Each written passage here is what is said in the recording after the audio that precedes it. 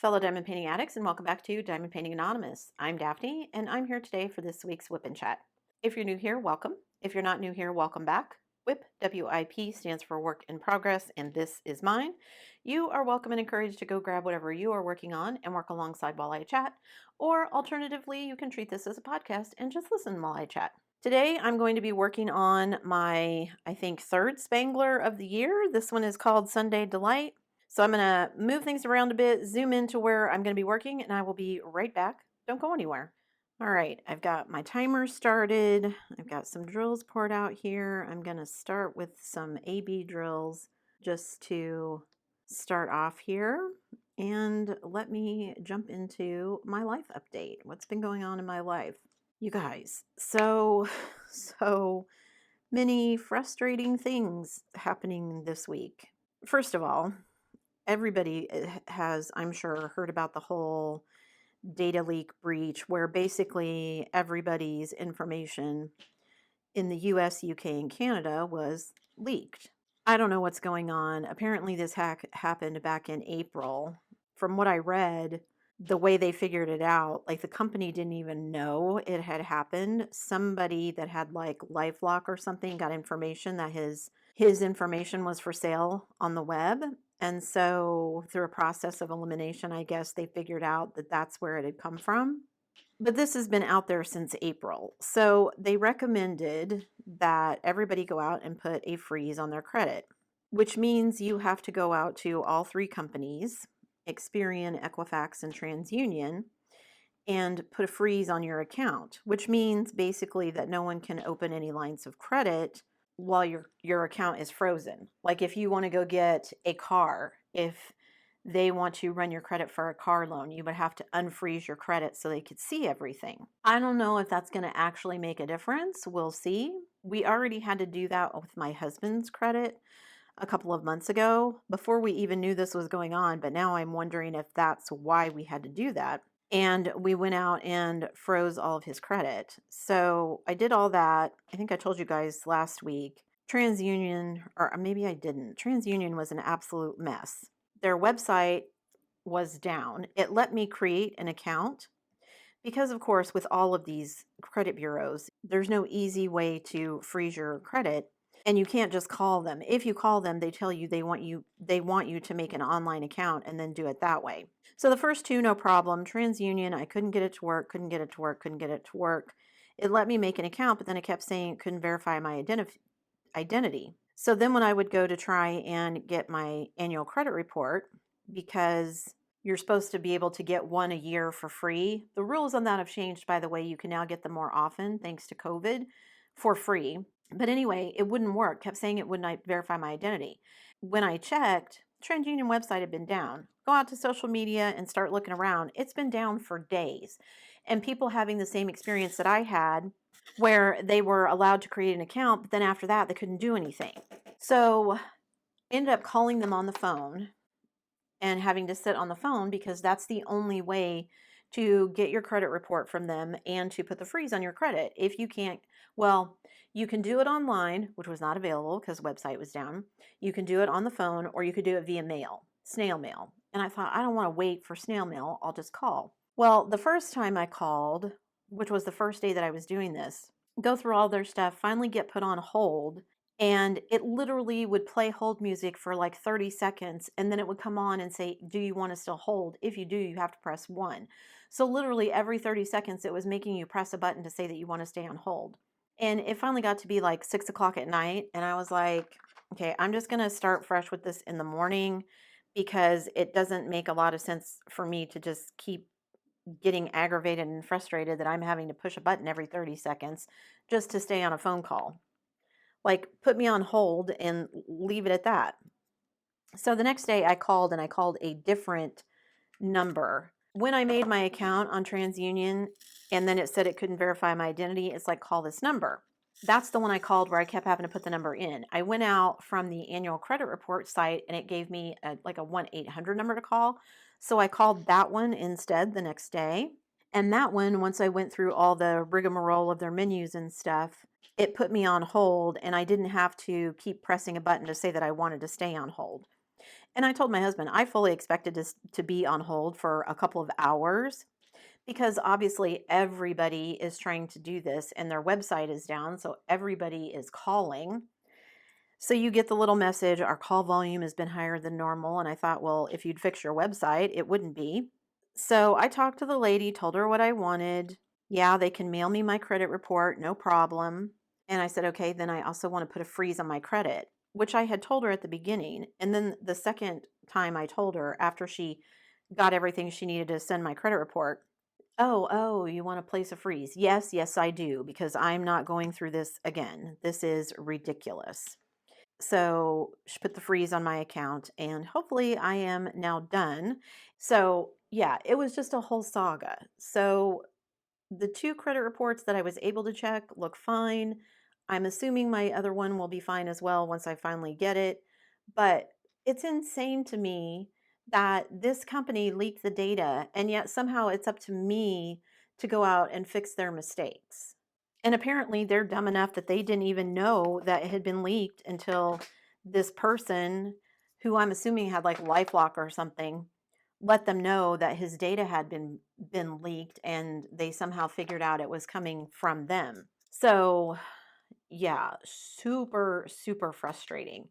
And another frustrating thing, so on one of them, I can't remember which one, in order to, because the credit freeze is free, it's not supposed to cost you anything, as is a 1 year fraud alert. Those don't cost any money. And also you can go to annualcreditreport.com and get your one credit report from all three at this. You have to click all three and then it will retrieve all three so you can look at them. That's supposed to be free once per year. But I read something about, because of COVID and because COVID messed with everybody's finances, I think, don't quote me on this, I'm not an expert, but I think it said you can get a free credit report from each one once a week. Now, I think you have to log into each bureau each week to do that. But even if you're only checking it quarterly or whatever, it's probably not a bad idea to keep an eye on it, which is what I'm going to be doing because this is nuts. But also, because you have to create an account, like when I went to one of them to, I don't remember if it was Equifax or Experian, but one of them, before it would let me look at my credit report, it's like, oh, if you want to look at your credit report, here we'll give you your credit score, but you need to put in your credit card information. No, it's free, but you have to scroll all the way down to the bottom of the page, so it's not readily apparent. The first thing that pops up is put in your credit card information to get this. But if you scroll all the way to the bottom, oh, well, you can have it for free. Just keep your free membership on their website. And I'm like, I don't want to be a member. I've been forced to be a member by the way our system works. Ridiculous. Anyway, so yeah, it was just a big mess. And in addition to them trying to trick you into buying products you don't actually need, the amount of spam that I have gotten from them is ridiculous. So I have gone through, because one of them, and I don't remember which one it was, but one of them, there was no option to, you know how a lot of times when you sign up for something, there'll be like a little tick box that says you want to receive marketing emails or whatever, or you can unclick it and opt out of it because most of them have it clicked for you by default. One of them, there was no option like that. And I am getting all kinds of spam junk for them. And my husband said he's had the same experience since he froze his credit, that the amount of junk in his email has almost tripled. It's crazy. Ridiculous that I'm the one that has to spend hours out of my time fixing something that wasn't my mistake. Super frustrating. And when I talked to the lady at TransUnion on the phone and said, well, I would have done all of this online, except your website's down. Oh, well, normally if it's down, it's up within another hour. Well, according to the internet and social media, it's been down for literally 4 days now, which clearly it wasn't down for everything because it would allow you to make an account, but then it wouldn't let you do anything else. So for whatever reason, that part of it was working, and she didn't have any problem pulling up my information. So their internal information was working. So I don't know if they purposely disabled things because there was such an influx, or if things were just log jammed because there was such an influx. But I mean, honestly, what did they expect? When I was talking to my son about it, he's like, Mom, it's because everybody's trying to do it. And I said, well, I understand that. This is not something that happens every day. However, the other two websites were working just fine. So clearly they were able to handle it. So why this one wasn't? And if they're not able to handle it, are these really the people that we want in charge of our personal credit information? Because that seems like no. Yeah, the whole thing is just crazy. So that was the beginning of my week. So hubby and I mean, it's something I probably should have done anyway, and I think it's something that we're going to do for, well, we should just do it for both my kids as well. I mean, we all live in the US, so their information was probably included. Don't know if it was or not. Yeah, it just has been such a headache. Anyway, so hubby and I have also been talking about finances and trying to figure out what we're going to do. And so I also spent some time this week calling and trying to figure out like my retirement accounts and stuff because we were originally just going to kind of leave everything. But after some discussion and he and I talking about it and trying to figure out kind of what we want to do and how we want to make this happen, we have decided that we're going to consolidate. And by consolidate, I mean instead of having various accounts kind of all over the place, we are going to consolidate and have everything basically held at one financial brokerage firm. So, for instance, I have some accounts, retirement accounts that came to me when my dad passed away that are at one place. I have a 401k from back when I was teaching that's at a second place. I have a retirement pension that's at a third place that's a former employer. And I just thought it would probably make it easier if we just consolidated everything, especially when we're out of the country. Then, if we need to contact anybody, instead of having to contact 5 or 6 different places, we can just contact one. So, hubby is going to roll over his retirement account because he's old enough and eligible to do that. I have had to spend time on the phone. So, one of them, that's like a retirement account, is, well, it's called a pension. See, and this is the other thing. This is why people get so frustrated trying to figure out what to do and how to do things because you need some kind of financial degree to figure out how to do things. Or you have to hire someone with a financial degree and trust that they're not going to steer you wrong. Because for whatever reason, the kind of account that this particular one is, it's not eligible for a rollover. I can't roll it over to something else. And so I was like, okay, I can't do that. That's fine. So then I was asking her information about, well, how much is it? Because I wasn't really clear on that. And she's like, well, I can't tell you that. You have to make an online account. And then they have some kind of thing that will figure for you based on what age you want to retire and all that kind of stuff. And I'm like, but you can't just tell me how much is in it? No, I can't. Okay, well, can I change my address online? No, if I want to change my address, I have to call them. Well, if I want to change my beneficiary, do I have to call you for that? No, that I can change online. Like, why? So I can change my beneficiary and I can see a bunch of number information online. But if I want to change my address, which seems like the simplest of those three, I got to call you. Yeah. Okay. That makes zero sense to me, but whatever. So I can't really do anything with that account. And once we know where we're moving to, then I can call and give them the new address. Although I forgot to ask her, how does that work if I'm out of the country? Because sometimes they have rules about they won't even mail you stuff outside of the country. So I don't know. Anyway, I can't collect that one till I'm in my 60s, so I'm not even going to worry about that one for now. Then I called one of the other places that has one of my 401ks. The guy was out to lunch and he never called me back, so I haven't found out the information on that to see about rolling that over. I'm assuming that one's eligible for rollover, but who knows? It's just kind of crazy. And especially now with all of the stuff about your data being leaked online, every time I talk to somebody and they're like, well, make an account. Well, I don't want to make an account because that's just another place for you guys to leak my data. Not that it apparently matters, I guess, because it's already been leaked for half the world's population. It's not really half the world's population, but anyway.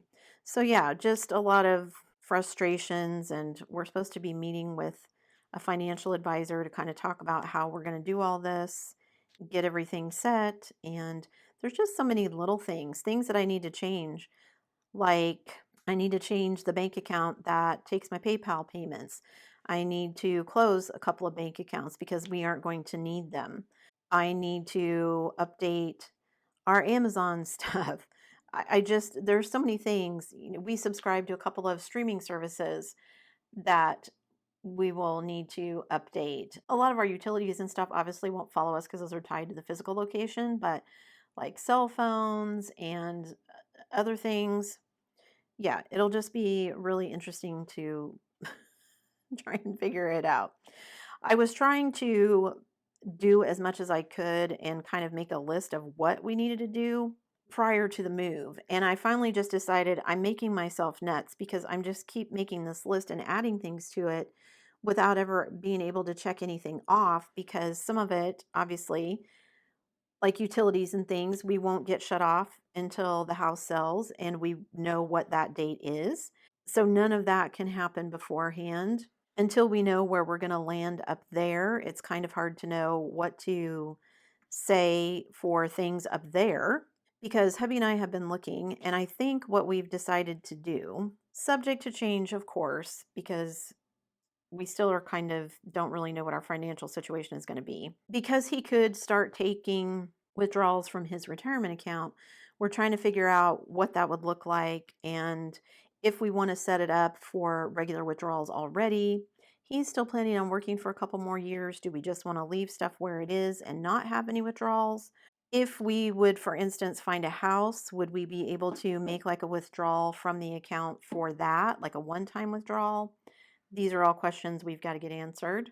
Anyway, so we were looking, I think what we've decided to do, at least for the short term, is to find a place to rent when we move up there, assuming we can do this. I don't know how that's going to look like with hubby being basically retired. How do you prove your income? I mean, I guess we could just show them bank statements or whatever, but I'm not sure how that will work, especially with us coming to Canada from the US. But what we've been looking at is people who have basically like summer cottages that are all season, but they live in their own home, or possibly they're snowbirds and they travel somewhere else while it's winter in Canada, so they rent out their house while they're gone. And we've seen some really nice ones, and everything is included, like all the utilities, internet, TV services. I mean, basically, snow removal, that kind of stuff. So basically, all we would need to pay for ourselves after we paid for the all inclusive rent would be groceries, cell phones, and gas for our vehicles. And that would be it. And maybe possibly a storage unit because we don't know what kind of storage there would be if we have a trailer full of stuff. Some of them we've looked at have had garages, so we would be able to possibly store stuff in the garage, but we'll see. So he's been looking at those. We had a line on a couple of them. I think the one that I really wanted, the house was super nice, but it was not in a location that I super wanted. I don't know if we'll get that one.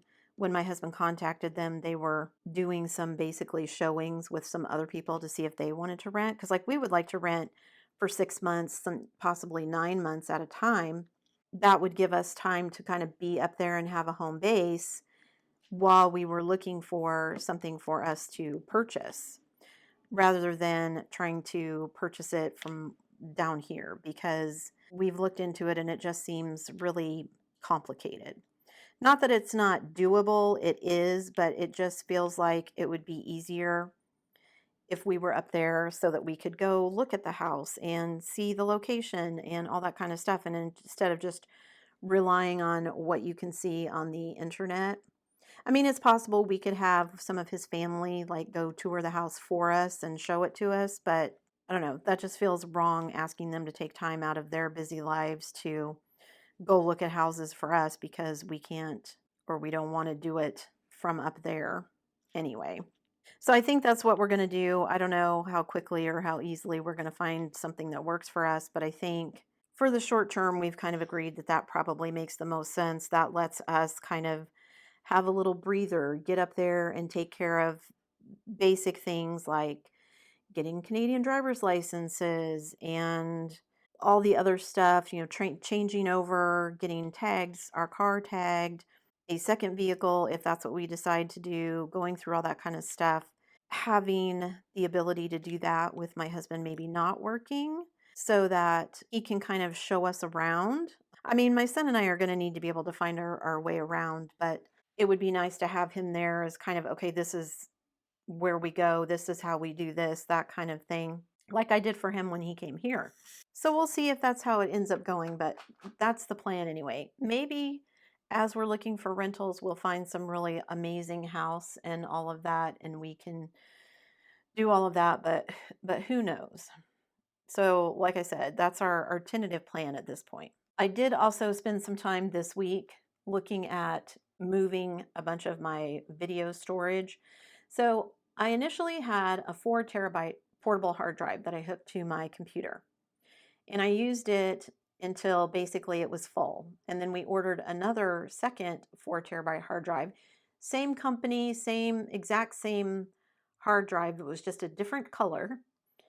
And I moved everything off the first one to the second one so that I would have room for the one that stays connected to my PC to store all of my video files and everything, because video files are big. Somehow, somewhere along the way, the black one, the files got corrupted. And hubby spent quite a few days, I don't know, 6 months or so ago. We bought an 8 terabyte hard drive and tried to move everything off both of the two 4 terabyte drives onto the 8. And we managed most of it, but there were some videos that just disappeared, which kind of makes me sad because I've never really gone back and used them. So I guess I shouldn't really be concerned about it. But just to think of all the raw video files that I have, that maybe at some point I could go back and look at, here's me. This was my first video. Look how terrible it was. look how much things have changed or how much things have stayed the same. So, like, I lost my first, I think, 80 some whipping chats. I don't have the footage anymore. I mean, I guess I could download them off of YouTube if I really was that concerned about it, but yeah, it was not a fun experience. And then I was moving again because the 4 terabyte one that's still working, which is still connected to my computer, I said to my husband, okay, it's been 6 months. Let's move the 8 terabyte one and connect it to my PC, which was always the plan in the first place. But now I have another 6 months of files that I need to take off of my 4 terabyte one and move to the 8. So I did that, and it wasn't until I had deleted a bunch of stuff off of it that I realized some of the things were missing. And I thought at first they were off of that drive that I had just deleted them, and I had deleted them and emptied my trash. So that was even more tragic. But I think it was things that I lost off of the black hard drive, not the white one. So I just, we still have the black one if we can figure out the issue with it, but video files are huge and it was just really struggling to transfer the files. The two smaller portable drives are just USB driven. Like I just plug them in, they don't have an external power source. Somebody said in a comment that that's why it was struggling, because I have a Mac and Macs notoriously are not good at file transfers, file transfers, unless the drive has an external power source, which the large 8 terabyte does. So hopefully that means I won't be missing anything else. But I told my husband, we're going to need to come up with some sort of storage solution for large video files, because what we would like to do once we get up there is, once we figured out our financial situation, we would like to do like a travel across Canada in an RV kind of thing, a trailer. Don't know if my son would come with us or not, but something like that. So that's one idea. And then, of course, a channel about me moving up to there, which I keep telling myself I need to start doing filming things for that, and I just haven't. I guess I could ask you guys, because I'm assuming some of you would follow over there. It won't be a diamond painting channel, that will be this one, but I want to talk about what it feels like and kind of, I don't know, how scary and anxious and amazing it is that we're doing this, and the process for getting to that point, and the process we're going through, you know, trying to get our finances together and selling our house and figuring out the move and how to get your belongings there. And then once I'm there, all the ways that things are different, because things are going to be different. I mean, something as simple as calling it a washroom versus here it's called a bathroom or a restroom, to the difference in the way taxes are paid, things like that. So lots and lots of ideas floating around in my head, but trying to figure out where I want to focus. And admittedly, I was in the process of doing some things that, like, I was trying to learn how to use a new video editor. I've got a new camera that I need to spend some time figuring out how to use it properly and set it up properly. And then there's a part of me that's like, instead of messing with all of that, just keep doing what I'm doing just on a different channel. But anyway, I didn't know how interesting it would be as far as the moving to Canada would be before we actually moved to Canada. And hubby was telling me, well, just film it now and then I could release it as videos later. But I don't know if that would be interesting to people. Like, yeah, hey, here's my channel. I just moved to Canada. Here's what happened in the last year of my life. And those are all the videos that tell you how we got to that point. Or is that even interesting? Would it just be better to wait and talk about how things are different once we're there? I have lots of ideas already, but I just haven't taken the time. One, because I haven't finished learning how to use the new camera or the new editing software. Okay, I lost my train of thought because yet another lawnmower started. You guys, I've dodged 3 lawnmowers so far this week. And there was another one who was mowing his lawn when I came in to start filming. I waited until he was finished, and now another one has started up. So hopefully this is something I can edit out in post. If not, I apologize for the lawnmower in the background, but I'm running late already. If I don't get this done, I'm never going to get it edited and uploaded. So yeah. Anyway, what was I talking about? So I just don't know if that would be of interest, like I said, to do all the background stuff or to just jump into, hey, we're here, here it is. You know what I mean?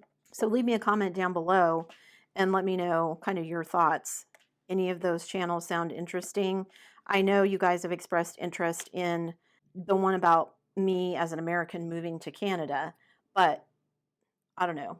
I'm just trying to figure it all out. Also trying to figure out how we would do multiple channels and what I want to do. I need to have my son do some market research for me. Like, I know there's a difference between a personal YouTube channel and a brand YouTube channel, but I don't really know why one would be better than the other. So I've got some research that I need to do. And I just, quite frankly, I think that's what I started to say. I have research that I needed to do before I felt like I could tackle that. And I just have put it off because we just have so many other things going on. And I know part of it is that I'm stressed and anxious about everything. And I'm trying to just be really philosophical about things, I guess, stoic about things. Like, whatever's going to happen is going to happen. Me worrying about it isn't going to make any difference. Logically, I understand that. That doesn't mean that I can just turn it off. However, I think kind of us, my husband and I, talking about some things and making some decisions, some financial decisions, deciding that we're going to at least focus on trying to find some place to rent versus buy for the short term, just kind of settled some possibilities in my mind. And so now there aren't so many possibilities. I feel a little bit calmer about the whole situation.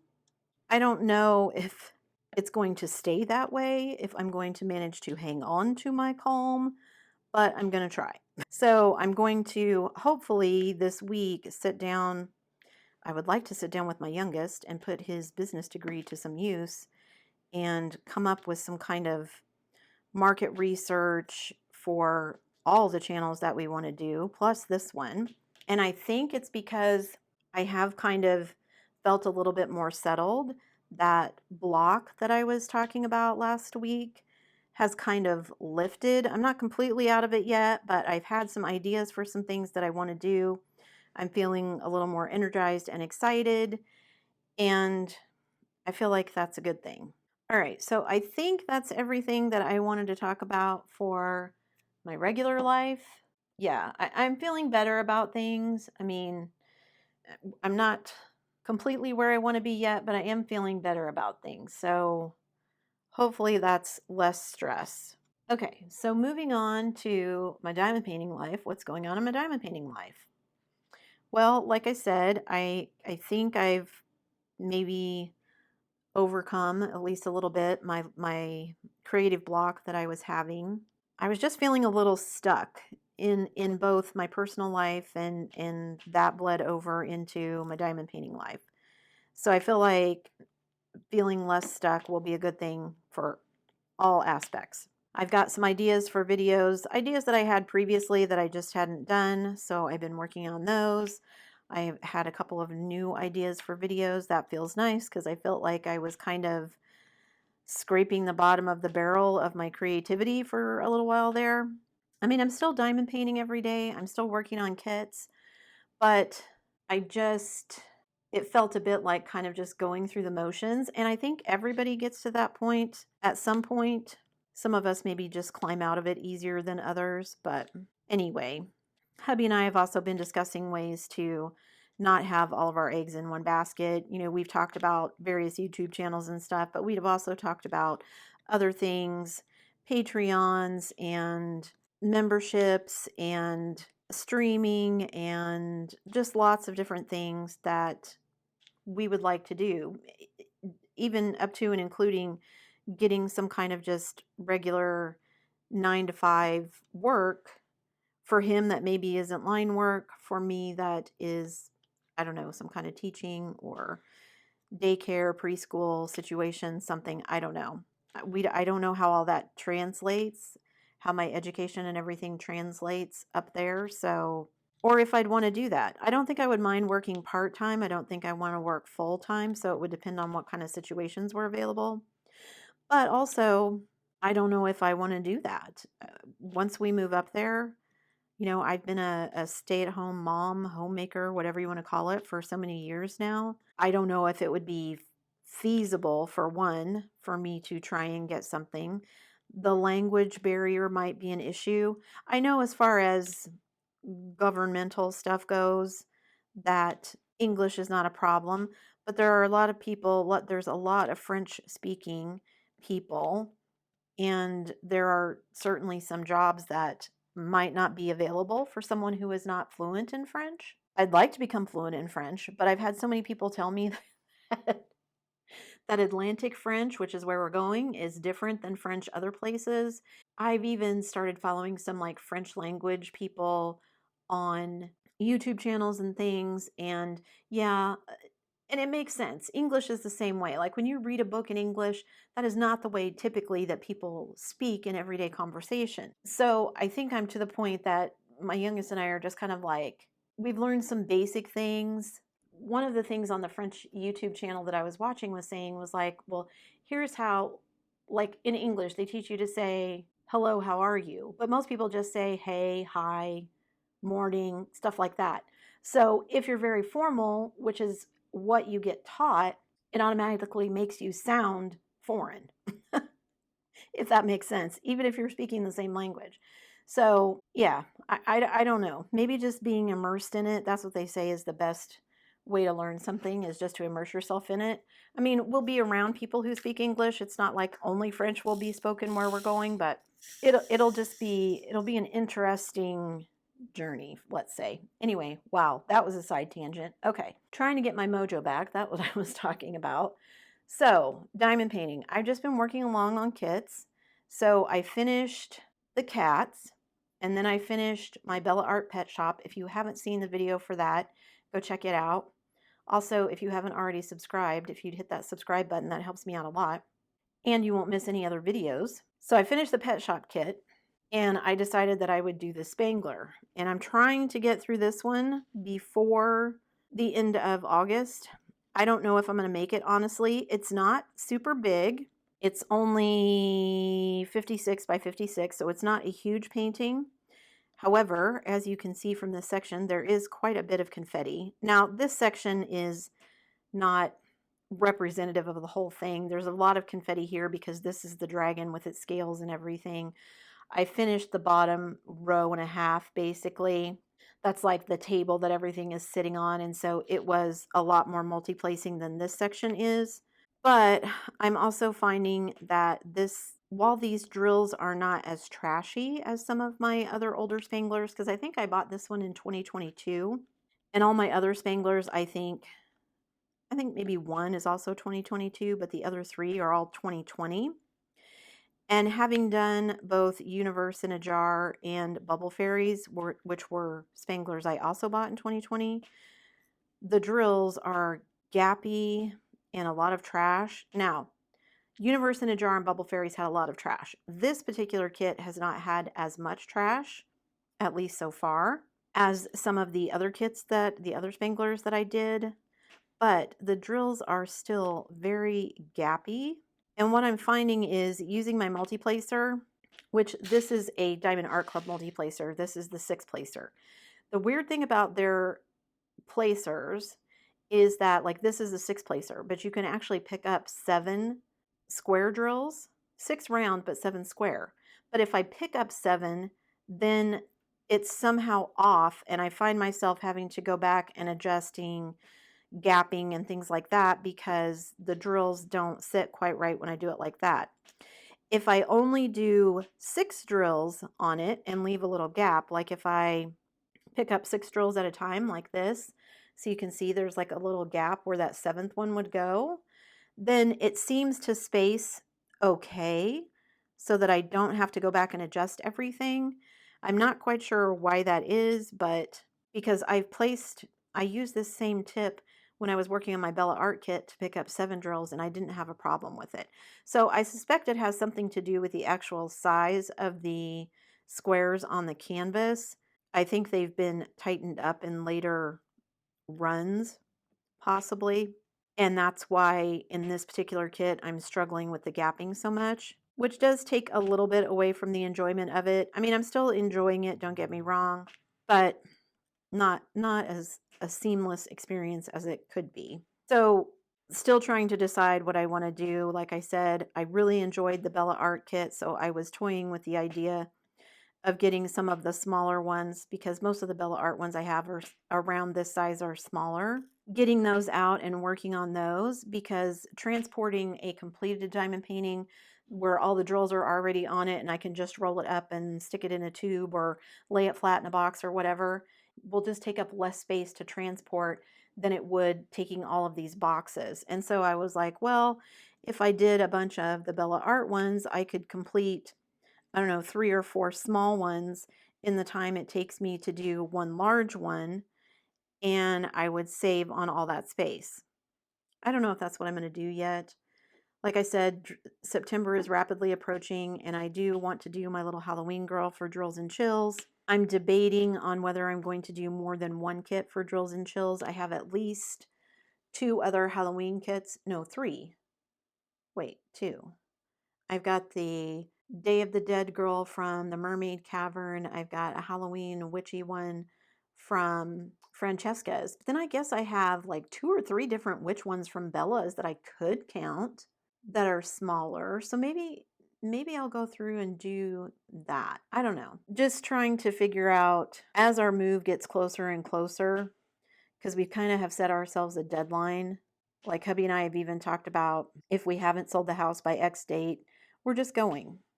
We'll just, I mean, we've already talked to the realtor about it, and, you know, we'd have to sign some things online, which is not a problem. People do it all the time. Might have to hire somebody to kind of take care of the house and things. I just really don't want to do that because I would like to cancel the utilities and all that kind of stuff before we go. Although, I don't know, I wonder if that would be something we could like put it in the property manager's name or something before we go. I'm not fancy enough to ever have had a property manager before, so I don't know how that works. But anyway, just something hubby and I have been talking about. I think that's been part of my mental thing too, as we kind of gave ourselves a deadline, which we hadn't really before. I mean, I'm trying to tell myself, even if we don't make that deadline, it's not the end of the world. It's just, this is when we would like things to be finished by. But anyway, so as that deadline approaches, what I started to say was it feels like I'm being even more ruthless about that doesn't need to go with us. Yeah, I can get rid of that. Where before, I think I was kind of more, ugh, I don't want to have to replace that. That's going to be super expensive. And now I'm kind of like, I just want to get out. We just need to go. We've been talking about this for so long. making plans for so long, and it just feels like we're never going to get over that last hurdle. So, all that to say, yeah, I haven't made any decisions yet other than I think I'm going to do, well, I'm for sure going to do the little Halloween girl. And then, depending on how long that one takes me to do, which shouldn't be very long because it's not a very big kit, then I will pull out a couple of my other Halloween kits to do. I have bought some kits from some smaller companies. Like I said, I've got a Halloween one from Francesca's. I've not done a kit from them before. You guys saw me unbox the one that I bought from Bella Safina. I've bought from, let's see, I'm trying to think of the other small companies I bought from. I've bought from Pam Diamond Paintings, but I'm really trying to find some smaller businesses to support. Not because I don't like the bigger diamond painting companies, I just feel like, I don't know, they've just been kind of disappointing. I was trying not to buy a bunch of kits because we were just trying to save money. But I've really been itching to buy, and it wouldn't be a big deal. I finished enough kits if I wanted to buy just one or two, it wouldn't be a big deal. And so I thought, well, I'd like to buy some from some smaller places. Diamond Art Club lately, just all of their new releases, I just have not had any interest in all at really. I mean, there have been some that I thought, oh, those were cute. Really, the only one that tempted me at all to buy over the last probably month or so was the Persephone Hades one. And it still wasn't enough to make me buy it. I've seen a couple from Dreamer Designs that I would like, but until I do a couple of squares and know how their newer squares work, I just haven't wanted to buy some of theirs because I don't want this same kind of gappy, frustrating experience that I'm getting with some of these Diamond Art Club squares, my older ones. So, for instance, I've seen a bunch of people posting lately about Art and Soul. I know they have released a whole bunch of Hannah Lynn kits because that's mostly what I'm seeing on social media is people posting about the Hannah Lynn kits that they're doing. I have zero interest in doing a Hannah Lynn. I've done one of hers, but it's just I feel the same way about Hannah Lynn as I do about Mandy Manzano. They make awesome diamond paintings because they're basically coloring book styles with a lot of black outlines and things. And I get why people enjoy them, you know, doing all the black, kind of like I'm doing here, doing all the black colors and outlining and everything, and then going back to fill in the color. It's a bit like coloring, paint by number, sort of the same thing. But the 11 bags of black that I did for the Hannah Lynn that I did just kind of, oof. And I did a Mandy Manzano. I did Elizabeth by Mandy Manzano last year.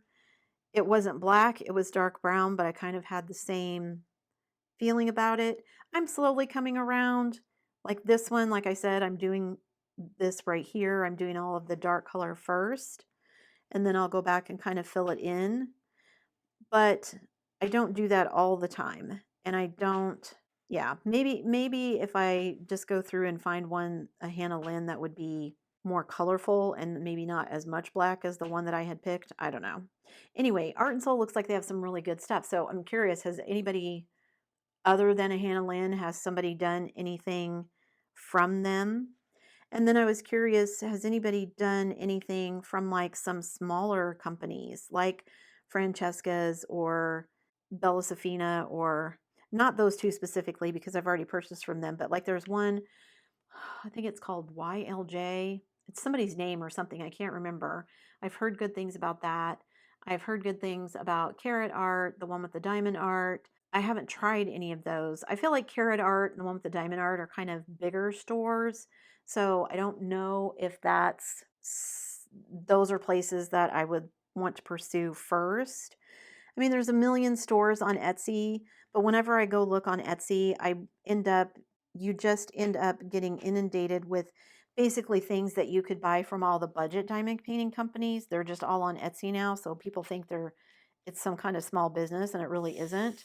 Speaking of that, oh, Fallon Gems was another small one. Has anybody done one of theirs? I've done a Mooney Maid. That was kind of one of the smaller companies. Anyway, so leave me a comment down below if you've tried any of those kind of smaller ones like YLJ, Fallon, something like that. What did you think? And should I try it? And then speaking of budget companies, like I said, I just haven't really liked much that Diamond Art Club has done lately. They seem to be releasing so many things recently that I'm kind of like, is this a bid to take over every single diamond painting company? Because now they have storage, they sell pens, they sell tips, they sell release papers, they sell putty, they sell the little plastic, like little stand up things like the Harry Potter figurines. Oh, then they went to the little mini ones to compete with paint gems, and now they're selling coasters. Coasters was the last thing I saw. And I just thought to myself, and I told my husband, it kind of, I don't know, this is just my personal opinion. It feels like it kind of cheapens everything else a little bit. Like coasters, for example. Coasters feel like one of those things that is just, it's an easy thing to get, an easy thing to produce. And I mean, I guess they could do things that had like licensed things on them, like the bat signal or Captain America's shield or whatever. But so much of it is just kind of generic stuff that it feels like they're producing them for competition's sake.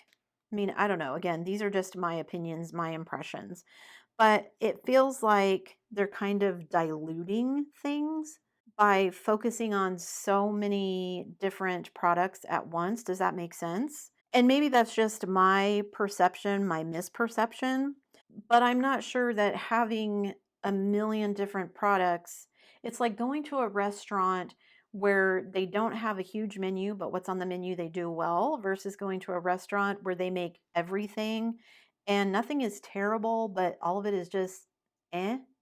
Does that make sense? Or is it just me? Maybe it's just me. Because I know, I'm sure they're still selling diamond paintings.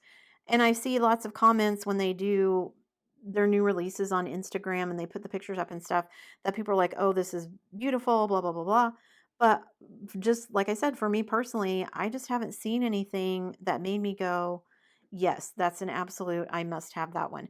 And maybe this is because I'm not going to say older. I'm going to say I'm a more experienced diamond painter. And so these are still people who are in the throes of FOMO. These are people who maybe have YouTube channels where they just buy everything new and unbox it so people can see, and then they just destash it and they're not concerned with whether or not it's something they would actually purchase to do because that's not the point of it. I don't know. Like, I just want nice diamond paintings, like pictures that are cute, that I like. I shouldn't say just cute. I mean, I'm drawn to very cute things. A lot of the stuff that I do is quote unquote cute, cute dragons, the cute pet shop. I don't do a lot of like people portraits or fancy landscapes. I've done some, but that's not typically what I'm drawn to. Yeah, I just want good diamond paintings that don't have trashy drills, that don't have gappy drills. Just a nice diamond painting experience. That's what I'm after. And it feels like maybe some of these companies are kind of moving away. There are some Canadian companies I would like to try as well, but I was kind of trying to wait on trying them until I was actually in Canada. Yeah, like I said, it's just taking us longer than I thought to finish things up here and get on the road like we want to. Hubby's already shopping for trailers. We can haul this behind the car when we travel around because I would love to travel around Canada. I mean, we could travel around America too if we wanted to at some point, but if I had some kind of a teaching job, part-time teaching job or something, and I had the summers off and we could travel around in the summer, and I would love to do that and have the time to kind of stop. See, my thing is, I just am a homebody. I like having all of my own stuff.